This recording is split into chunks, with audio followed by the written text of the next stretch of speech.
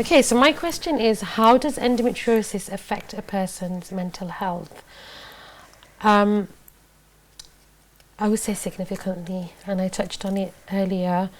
I myself had to get counselling, and anybody who knows me as a very strong-headed woman, and to go and say like I need help because this is really affecting me was a big step for me. And the reason why I had to get counselling is because I was constantly in pain. I wanted to do things that I couldn't do. And so my mind was over there, but my physical body was over here. And I was exhausted, trying to constantly play catch up. The other thing that affected my mental health is that why aren't the people around me who are supposed to love me and care for me and be there for me, why aren't they understanding? Why can't they see it's such an invisible disease? And it's that it starts to affect you in your head, because then you start thinking, well, actually, is there anything wrong with me? Yeah.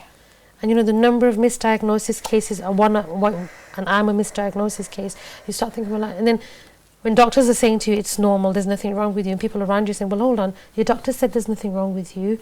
So you're constantly, it's this fight, and then the hormone imbalance will will have an impact on your mental health. It does. But I would also add to that and say it varies from woman to woman. Yeah. Once Yes, again, it does, yes. It didn't impact my mental health that much until I got to the point of IVF and not being able to have children, and then I was quite emotional about that, and that's when my hormones started kicking in, and then I had a total hysterectomy and my ovaries removed 18 months ago. So I'm feeling a lot better physically. I don't have the endometriosis pain, etc. now, but that also comes with its own issues. And as much as I thought endometriosis was a nightmare, you have no idea how much surgical menopause is something entirely different. And I don't know which one I'd rather choose, but they both present their own issues. So I think also it's important to note, this is really, really important, that there are women with endometriosis who have committed suicide because they could not cope with it anymore. And what I would say to people who are listening is that if you do know somebody who's got endometriosis, please reach out to them.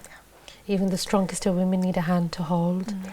And if you are suffering from endometriosis and you feel your mental health is being affected, you must seek medical advice. Go and speak to your GP. There are lots of counselling services out there.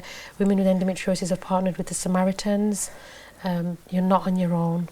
Honestly, when you start looking around you, there's a whole community of us. And it's not a death sentence. I mean, it's painful and it can be excruciating, and it can almost destroy your life, but it's not a death sentence. So many, just to clear up any confusion, you can't die from endometriosis.